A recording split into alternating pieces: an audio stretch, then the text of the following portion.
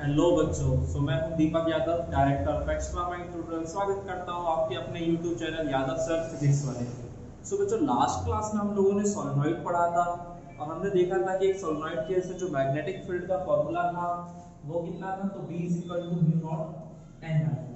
ठीक है, तो ये हमारा सोलेनॉइड के से मैग्नेटिक फील्ड का फॉर्मूला था। अगर हम सोलेनॉइड के एंड्स पर चले जाते थे तो वहां पर जो हमारा मैग्नेटिक फील्ड होता था वो हाफ हो जाता था। यानी एट द एंड से अगर हम बात करते हैं तो जो हमारा मैग्नेटिक फील्ड था वो हाफ होता था, D = mu naught N I। ठीक है, half of mu naught N I। तो ये हमारा सोलेनॉइड का जो कांसेप्ट था वो हमने पिछली क्लास में ही कर लिया था। आज की क्लास में हम लोग सोलेनॉइड पे बेस्ड कुछ न्यूमेरिकल्स और टॉरॉइड करेंगे और उस पे बेस्ड भी न्यूमेरिकल्स करेंगे। ठीक है बच्चों, तो इतनी कहानी आप लोगों को समझ में आ रही होगी।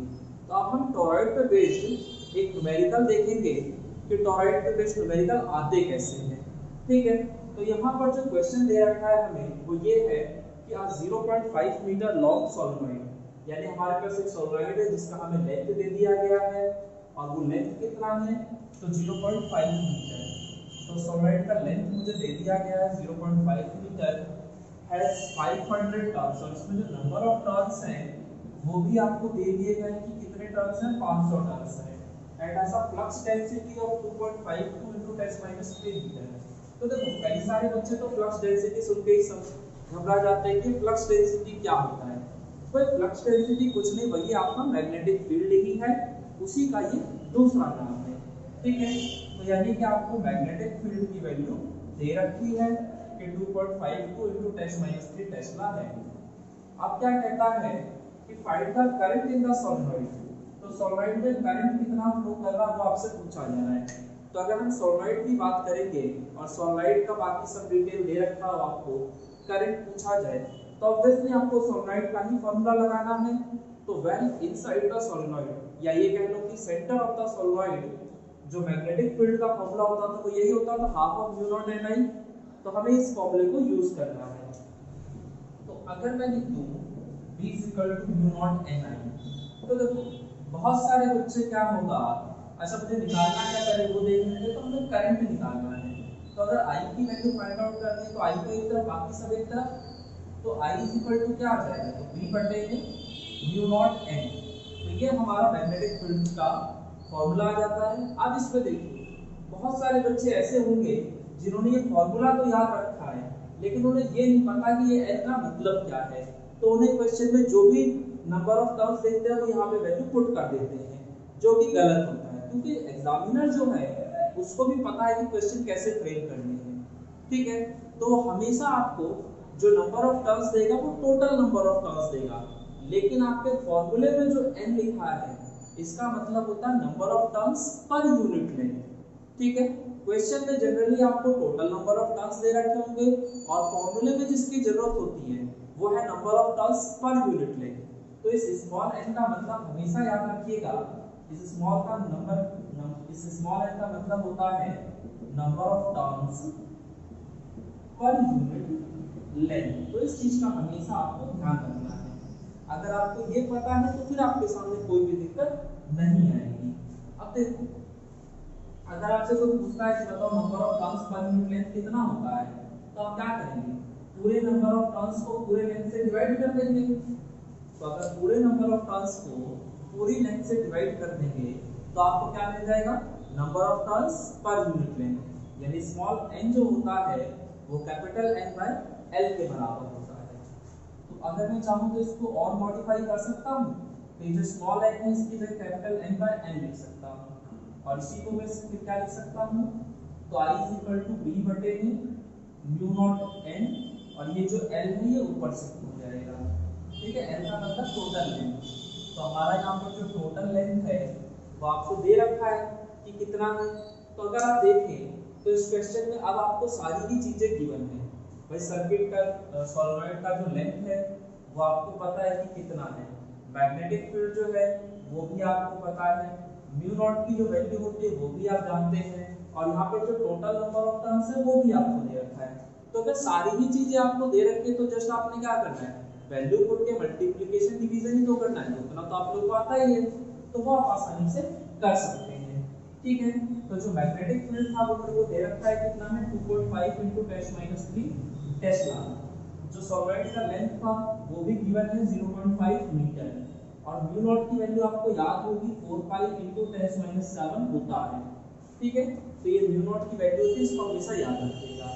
बाकी टोटल नंबर ऑफ टर्न्स 500 दे रखे हैं, तो सिंपली आप सारी चीजें लिख के और इसको सॉल्व कर लीजिए, जो आएगा वही आपका आंसर है। ठीक है, तो आई होप कि आप ये क्वेश्चन कर पा रहे होंगे। तो ये क्वेश्चन आपके एनसीईआरटी के ही हैं सारे, जो मैं आपको करा रहा हूँ। और ये क्वेश्चन बेसिकली है इसलिए क्योंकि सोलेनॉइड का आपके कई बार न्यूमेरिकल आ जाते हैं बोर्ड एग्जाम्स में, लेकिन आप लोग फॉर्मूला याद करके भी जाते हैं और सॉल्व करके भी आते हैं, क्योंकि क्वेश्चन होता आसान है।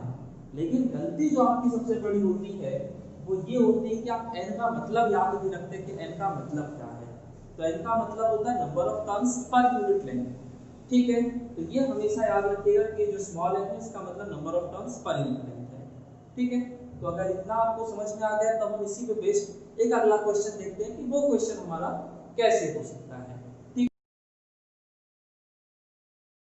तो बच्चों ये आपका दूसरा क्वेश्चन है और जो दूसरा क्वेश्चन है वो क्या कहता है, तो इसको एक बार देख लीजिए और वीडियो को पॉज करके इसे सॉल्व करने की कोशिश कीजिए, क्योंकि जब क्वेश्चन खुद से सॉल्व करने की कोशिश करते हैं तो उस वक्त आपको ज़्यादा मजा आता है और चीज़ें आप ज़्यादा बेहतर तरीके से समझ पाते हैं। और डायरेक्ट अगर टीचर ने समझाया और बस आपने समझ के छोड़ दिया तो शायद हो सकता है वो चीज़ें आप तक लॉन्ग टर्म तक ना रहें, यानी कुछ दिन बाद आपसे वही सवाल अगर दोबारा करवाया जाए तो हो सकता है आप ना कर पाए। सो इट्स बेटर कि आप पहले वीडियो को पॉज करें, क्वेश्चन को आराम से पढ़ें और इसको सॉल्व करने की कोशिश करें। फिर आप चेक करें कि जो आप कर रहे थे और जो मैं कर रहा था उसमें क्या कुछ अंतर है या नहीं है। ठीक है, तो अभी जो क्वेश्चन है वो क्या कहता है, क्या सोलेनॉइड इज 2 मीटर लॉन्ग, यानी हमारे पास एक सोलेनॉइड है जिसकी लंबाई मुझे दे दी गई है कि 2 मीटर है और उसका जो डायमीटर है वो भी दे दिया गया है 3 सेंटीमीटर और उसमें क्या कह रहा है कि it has 5 layers of binding, यानी यहाँ पर 5 लेयर्स हैं। ठीक है, यहाँ पर क्या है आपका, तो 5 लेयर्स ऑफ बाइंडिंग है और हर एक लेयर में जो नंबर ऑफ टर्न्स हैं वो कितने हैं, तो 1000 है and carries a current of 5 ampere और वो जो सोलेनॉइड है उससे जो करंट फ्लो कर रहा है वो 5 एम्पीयर का है। और पूछा जा रहा है कि बताइए मैग्नेटिक फील्ड सेंटर पे क्या होगा। तो हम जानते हैं कि सोलेनॉइड के सेंटर पर जो मैग्नेटिक फील्ड का फॉर्मूला होता है वो होता है B = μ0 Ni। ठीक है, तो हमसे इस बार मैग्नेटिक फील्ड ही पूछा गया है। तो जब भी आप किसी क्वेश्चन को सॉल्व करने बैठते हैं तो सबसे पहला काम होता है कि जो जो क्वेश्चन में गिवन है वो सब चीजें लिख लो।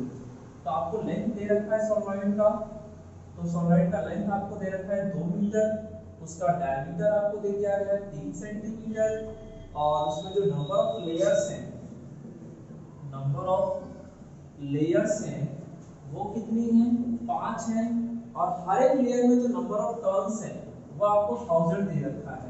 यानी कि अगर मैं चाहूं तो मैं लिख सकता हूं कि number of turns in each layer, तो प्रत्येक लेयर में जो नंबर ऑफ टर्न्स हैं वो आपका 1000 है और इसमें जो करंट फ्लो कर रहा है वो कितने का है, तो 5 एम्पीयर का है। और पूछा जा रहा है कि बताइए सेंटर पर मैग्नेटिक फील्ड होगा क्या। तो हम जानते हैं कि सेंटर पर मैग्नेटिक फील्ड का जो फॉर्मूला होता है वो होता है B = μ0 Ni। ठीक है, हमारा जो फॉर्मूला था वो यही था और इसमें जो n है आपका वो था number of turns per unit length. तो इसको अगर मैं चाहूं तो मैं ऐसे लिख सकता हूं, number of turns per unit length कैसे निकलेगा, तो टोटल नंबर ऑफ टर्न्स को टोटल लेंथ से डिवाइड करके। तो अगर मैं ये फॉर्मूला लगाना चाहता हूं तो मुझे टोटल नंबर ऑफ टर्न्स भी पता होने चाहिए और टोटल लेंथ भी पता होनी चाहिए। तो टोटल लेंथ तो मुझे ऑलरेडी गिवन है कि 2 मीटर है। अब टोटल नंबर ऑफ टर्न्स कितने होंगे, तो भाई सीधा सा फंडा है कि जो सोलेनॉइड है आपका उसमें 5 लेयर्स है वाइंडिंग की और हर एक लेयर में 1000 टर्न्स है। तो सोचो टोटल नंबर ऑफ टर्न्स कितने होंगे, तो 5000, भाई 5 लेयर है, हर एक लेयर में 1000 टर्न्स है, तो टोटल कितना हो गया 5000।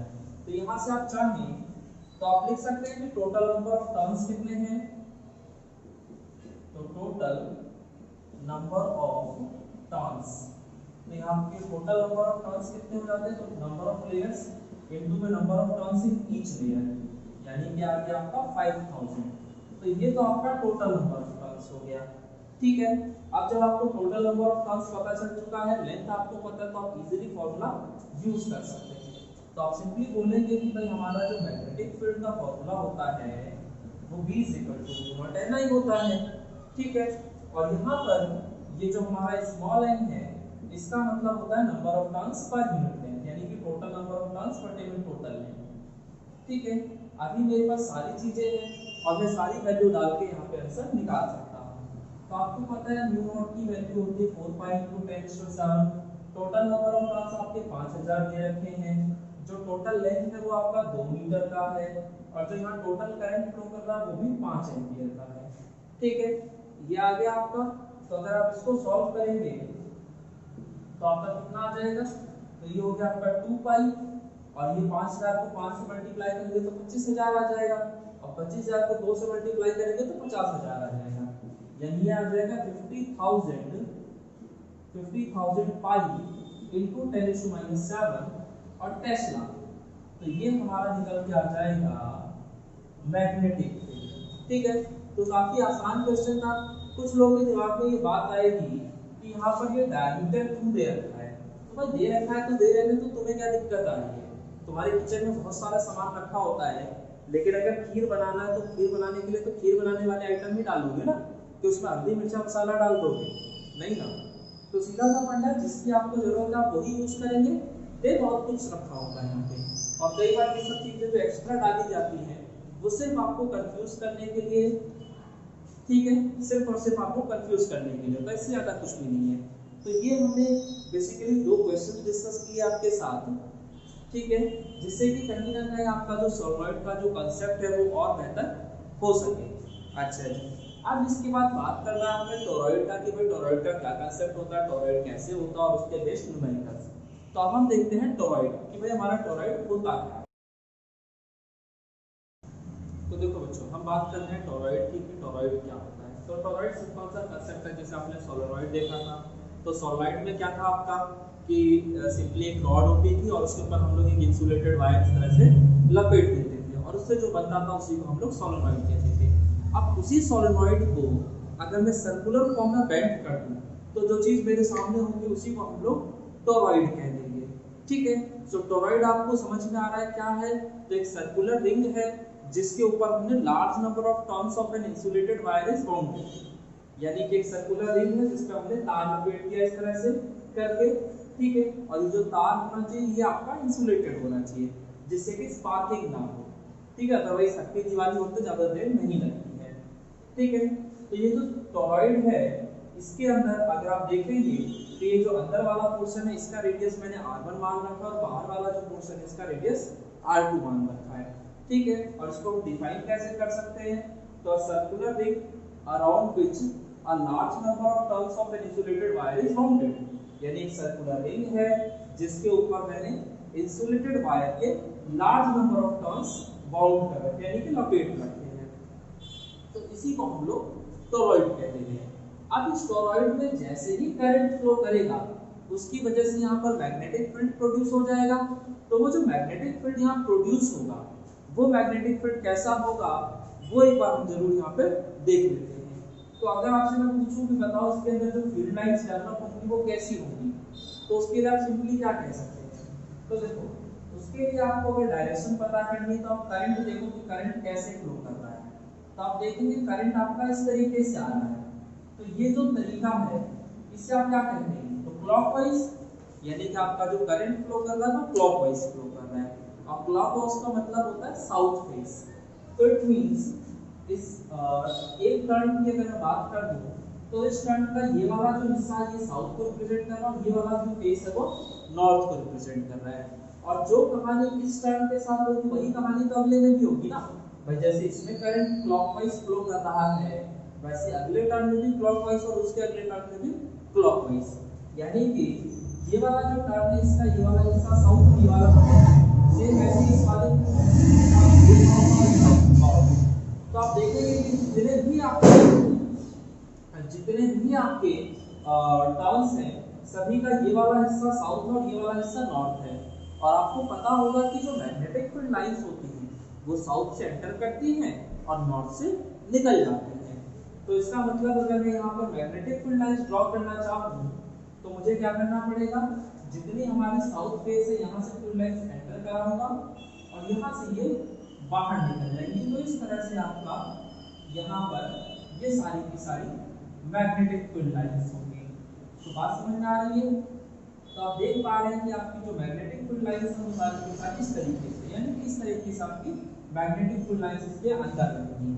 तो सोलनॉइड और टॉरॉइड में क्या अंतर है कि भाई टॉरॉइड के अंदर जो मैग्नेटिक फील्ड की अगर बात करता हूँ तो जितनी भी मैग्नेटिक फील्ड लाइंस है वो सभी की सभी टॉरॉइड के अंदर है, जबकि सोलनॉइड वाले केस में आप देख रहे थे कि जो आपकी मैग्नेटिक फील्ड लाइंस थी वो बाहर की तरफ थी, ऐसे जा रही थी। ठीक है, तो सोलनॉइड के केस में जो फील्ड लाइंस होती है वो बाहर होती हैं, जबकि टॉरॉइड के केस में सारी की सारी फील्ड लाइंस अंदर है। अब एक बार सोच के देखो कि अगर सारी फील्ड लाइंस टॉरॉइड के कोर के अंदर है तो ये वाला जो रीजन है यानी टॉरॉइड के बाहर का जो रीजन है, क्या इसमें एक भी मैग्नेटिक फील्ड लाइन दिख रही है आपको? तो नहीं भाई। तो अगर यहाँ मैग्नेटिक फील्ड लाइन ही नहीं है तो क्या यहाँ मैग्नेटिक फील्ड होगा? बिल्कुल नहीं। यानी कि आउटसाइड द टॉरॉइड कोई मैग्नेटिक फील्ड नहीं होता। सेम ऐसे ही अगर इस एम्प्टी स्पेस की मैं बात कर दूं, इस टॉरॉइड के अंदर का ये जो एम्प्टी स्पेस है इसके अंदर भी कोई मैग्नेटिक फील्ड लाइन नहीं है, यानी कि यहाँ पर भी कोई मैग्नेटिक फील्ड नहीं है। तो मैं सीधा सीधा क्या बोल सकता हूँ कि जितना भी मैग्नेटिक फील्ड होता है टॉरॉइड की वजह से वो सारा का सारा टॉरॉइड के ही अंदर होता है, ना तो इधर और ना तो इधर। तो ये आपकी एक मोटी सी बात थी जो आपको समझ में आनी चाहिए। अब इसके बाद बात करेंगे कि भाई टॉरॉइड के अंदर मैग्नेटिक फील्ड प्रोड्यूस तो हो गया, लेकिन वो मैग्नेटिक फील्ड है कितना, यानी मैग्नेटिक फील्ड की वैल्यू क्या होगी, उसका फॉर्मूला क्या होगा। तो वो अगर हमें देखना है तो ऑब्वियसली इसके लिए हमें एम्पियर सर्किटल लॉ फॉलो करना पड़ेगा। और एम्पियर सर्किटल लॉ के लिए क्या था, हमें एक क्लोज लूप इमेजिन करना होता है और इस तरीके से इमेजिन करना होता है कि या तो वो फील्ड लाइंस के पैरेलल हो या तो परपेंडिकुलर हो।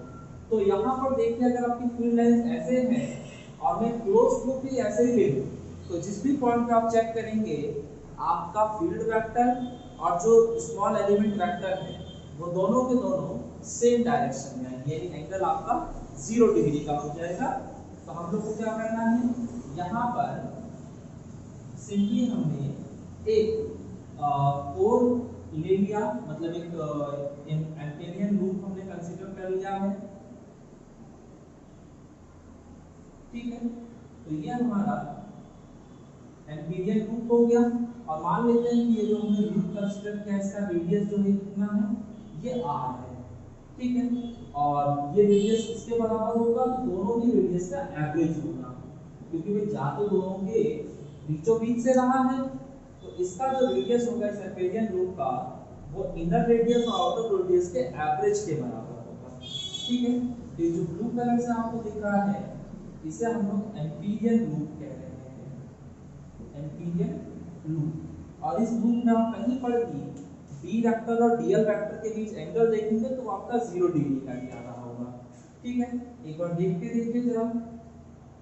अगर हम बात करते हैं जैसे मैं इस पॉइंट पे अगर चेक करना चाहता हूँ तो आपको पता है फील्ड लाइन जो है आपकी वो इस तरीके से जा रही है, तो मैग्नेटिक फील्ड वेक्टर जो ड्रॉ होगा वो ऐसा होगा।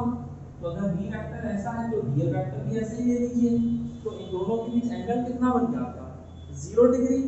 और अगर एंगल 0 डिग्री है तो आप यहाँ पर सिंपली क्या लिख सकते हैं, as per the Biot-Savart's law, या फिर एक मिनट रुक जाइए अभी इसको मत लिखिए, पहले आप यहाँ पर ये कंसीडर कर लीजिए कि लेट स्मॉल n क्या है, तो number of turns per unit length. अब सोचो यहाँ पर जो यूनिट लेंथ पर जो नंबर ऑफ टर्न्स है वो स्मॉल n है और इसका जो टोटल लेंथ होगा वो कितना होगा, तो भाई टोटल लेंथ जो होगा वही होगा जो सर्कल का लेंथ होता है। तो एक सर्कल का लेंथ होता है 2 पाई r। ठीक है, तो अगर आपको टोटल लेंथ पता है, यूनिट लेंथ पर कितने टर्न्स है वो पता है, तो यहाँ से आपका टोटल नंबर ऑफ टर्न्स आ जाएगा। तो हम सिंपली इस चीज को भी लिख सकते हैं। तो therefore total number of turns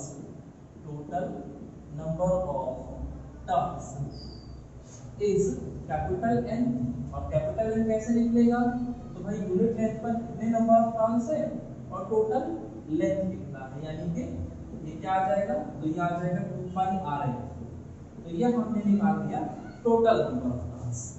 अब एक बार सोच कर देखिए कि एम्पियर सर्किटल लॉ लगाने के लिए हमें ये भी देखना होता है कि जो हमारा करंट है वो लूप को कितनी बार थ्रेड कर रहा है। तो ये सोचिए जरा, ये लूप को कितनी बार थ्रेड कर रहा होगा आपका करंट, तो भाई जितनी बार करंट जो इस लूप के आर पार जा रहा होगा उतनी ही बार थ्रेड कर रहा होगा। इस लूप को मैं अगर यहाँ दोबारा बनाकर आपको दिखाऊं तो ये जो लूप होगा ये आपको ऐसा सा नजर आएगा। और देखो आप जो वायर है वो कैसे लपेट रहे हैं, यहाँ से आपका वायर जा रहा है और नीचे से होके आ रहा है, तो यानी यहाँ से आपका अंदर जा रहा है और यहाँ से बाहर निकल रहा है। तो इस वाले पोर्शन में अगर आप देखेंगे तो आपका वायर जो है वो अंदर की तरफ जा रहा है और यहाँ से आपका बाहर निकल रहा है, और जो कहानी यहाँ है वही कहानी हर जगह होगी, ठीक है। तो जो कहानी एक जगह है वही कहानी आपका सभी जगह होगी, ठीक है। तो अब एक बार सोच के देखिए, एक बार बस आप ये सोचिए कि ये आपका एम्पीरियल लूप था, ठीक है, और ये वो वायर है जिससे करंट फ्लो कर रहा है। तो ये वायर यहाँ से गया और यहाँ से आपने निकाल दिया बाहर। तो एक बात मुझे बताइए कि जो वायर है अगर इसको एक बार में लपेटूंगा तो वो एक बार इस लूप के आर पार जा रहा है कि नहीं जा रहा। तो देखो भाई इधर से ये वायर एंटर होता है और इधर से निकल जाता है, यानी कि इस लूप को आर पार कर दिया, तो यानी कि इसको थ्रेड कर दिया। तो सीधा सा फंडा है, जितने नंबर ऑफ टर्न्स होंगे आपका जो वायर है वो इस लूप को उतनी ही बार थ्रेड करेगा, और जो करंट फ्लो करता है वो तो वायर से ही करता है, तो जितनी बार वायर थ्रेड करेगा उतनी ही बार आपका करंट भी थ्रेड करेगा। तो अगर मैं पूछे कि यहाँ पे करंट कितनी बार थ्रेड करना है, तो आप बोलोगे जितने नंबर ऑफ टर्न्स हैं, ठीक है। तो ये कहानी आपको समझ में आ रही होगी। तो हम यहाँ पे क्या लिख सकते हैं, since the current threading the Amperian loop, threading the Amperian loop 2 pi Rn times, ठीक है भाई। कितनी बार थ्रेड कर रहे हैं, तो जितने नंबर ऑफ टर्न्स है, तो नंबर ऑफ टर्न्स हमारे 2 pi Rn था, तो इसीलिए करंट ने इसे 2 pi Rn टाइम्स थ्रेड कर दिया। अब जब मैं इतना लिख देता हूं तो उसके बाद मैं एम्पियर सर्किटल लॉ लगाने लायक बन चुका हूं। तो as per the Ampere's circuital law, as per the Ampere's circuital law, तो एम्पियर सर्किटल लॉ क्या कहता है कि line integral of magnetic field over the closed loop is equal to mu naught times current threading the closed loop. तो सोचो अगर current आपका एक बार थ्रेड करता था तो आप सिंपली म्यू नॉट आई लिख देते थे। अगर आपका करंट जो है वो 2 पाई Rn टाइम्स थ्रेड कर रहा है तो यहाँ क्या लिखेंगे, 2 पाई Rn इनटू में आई। समझ में आ रहा है ना, करंट अगर एक बार थ्रेड करता था तो म्यू नॉट आई, और अगर 2 पाई Rn टाइम्स थ्रेड कर रहा है तो mu naught of 2 pi Rn आई, ये आ गया। अब आपने देखा था कि आपका जो v वेक्टर है और जो dl वेक्टर है वो दोनों ही पैरेलल है, तो आप क्या लिख सकते हैं, क्योंकि आपका जो v वेक्टर है वो dl वेक्टर के पैरेलल है, इसलिए आपका जो थीटा आएगा वो 0 डिग्री का आएगा। तो यहाँ पर 0 डिग्री डाल दो। तो अगर आप इसको एक्सपेंड करेंगे v vector dot dl vector को, तो आपका सिंपली क्या आएगा, v dl cos theta, v dl cos theta, और थीटा की वैल्यू है 0 डिग्री, ठीक है। और यहाँ पे क्या लिखा था, तो ये लिखा था म्यू नॉट इनटू 2 पाई Rn आई। अब देखो जो भी टॉरॉइड के अंदर मैग्नेटिक फील्ड होगा वो तो एक कांस्टेंट वैल्यू होगा, और अगर वो कांस्टेंट है तो वो चला जाएगा बाहर, और cos 0 डिग्री का वैल्यू 1 होता है, तो ये भी कांस्टेंट है, बाहर चला गया कोई दिक्कत नहीं, तो बचा क्या, सिर्फ और सिर्फ dl, ठीक है। अब यहाँ पर सोचो कि ये जो dl का पूरे लूप पे क्लोज्ड इंटीग्रल करेंगे तो जितने छोटे छोटे पार्ट्स थे अगर इस सभी पार्ट्स को जोड़ोगे तो सर्कल का पूरा लेंथ आ जाएगा, और सर्कल का पूरा लेंथ होता क्या है, तो 2 पाई r, ठीक है। Is equal to mu naught times 2 pi R N I. अब यहाँ पे 2 पाई आर से ये 2 पाई आर चला जाएगा, तो जो मैग्नेटिक फील्ड निकल के आएगा वो वही आ जाएगा जो आपका एक सोलेनॉइड के केस में आया था। यानी सोलेनॉइड में और टोरॉइड में सिर्फ और सिर्फ शेप का अंतर है, बाकी जितना मैग्नेटिक फील्ड वहां प्रोड्यूस होता था उतना ही मैग्नेटिक फील्ड आपका यहाँ भी प्रोड्यूस होगा। तो ये आपका पूरा का पूरा खेल आप लोग को आसानी से समझ में आ रहा होगा। ठीक है बच्चों, तो ये हमारा हो गया टोरॉइड का पूरा कंसेप्ट है। अब हम देखेंगे टोरॉइड पे बेस्ड न्यूमेरिकल्स कि टोरॉइड पे हमारे जो न्यूमेरिकल्स हैं वो किस तरीके के आ सकते हैं।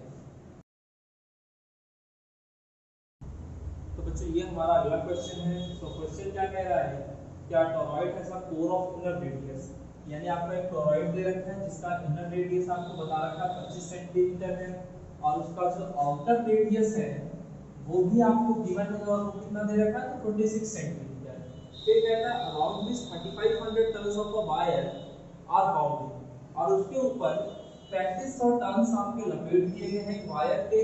और फिर कहता है कि अगर टोरॉइड में जो करंट फ्लो कर रहा है वो कितना है, तो अगर वो 11 एम्पीयर है तो आपको बताना है कि मैग्नेटिक फील्ड क्या होगा।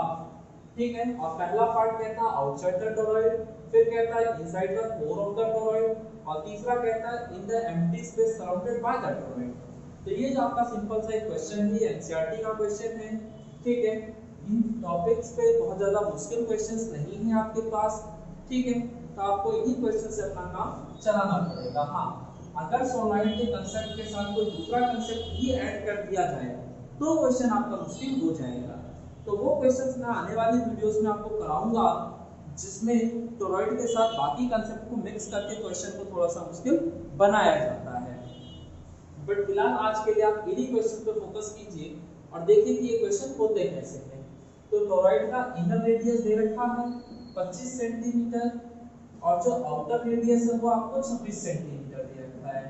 ठीक है, और इसमें जो टोटल नंबर ऑफ टर्न्स हैं वो आपको 3500 दे रखे हैं, और बोल रहा है कि इसमें जो करंट फ्लो कर रहा है वो आपका 11 एम्पीयर का है।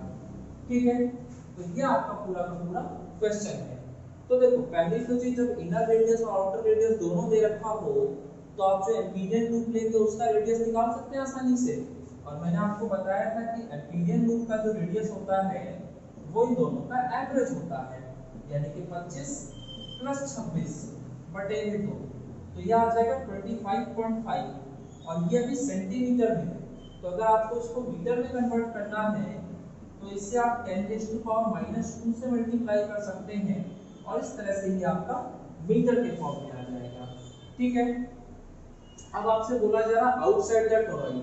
तो अभी थोड़ी देर पहले मैंने आपको टोरॉइड पढ़ाया था, और उसमें बोला था मैंने कि जितनी भी फील्ड लाइंस होती हैं वो सभी के सभी टोरॉइड के कोर के अंदर होती हैं।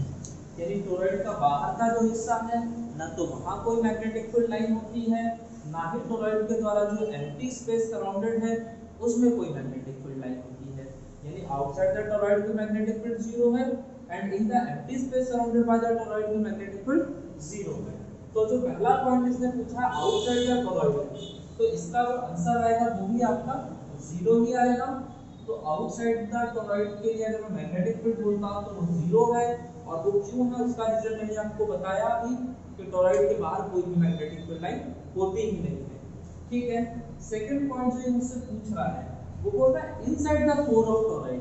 तो टोरॉइड के कोर के अंदर तो मैग्नेटिक फील्ड होता ही है, और वो कितना होता है, तो अभी हमने फॉर्मूला डराइव किया था, और वो फॉर्मूला था V μ0 Ni। ठीक है, और n का मतलब होता है number of turns per unit length. तो ये number of turns per unit निकलता कैसे है, तो भाई टोटल नंबर ऑफ टर्न्स को टोटल लेंथ से डिवाइड करके, और एक सर्कल की जो टोटल लेंथ होती है वो उसका सर्कमफ्रेंस होता है। तो मुझे यहाँ क्या लिखना चाहिए 2 पाई r।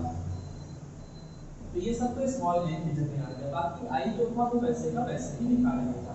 अभी मेरे ख्याल से वो सब कुछ जो मुझे चाहिए वो मेरे पास है, तो बस मुझे क्या करना है, सिंपली वैल्यू डालनी, सॉल्व करना, और आंसर अपने आप आ जाएगा निकल के। तो μ0 की वैल्यू आपको पता है 4 पाई * 10⁻⁷ होती है।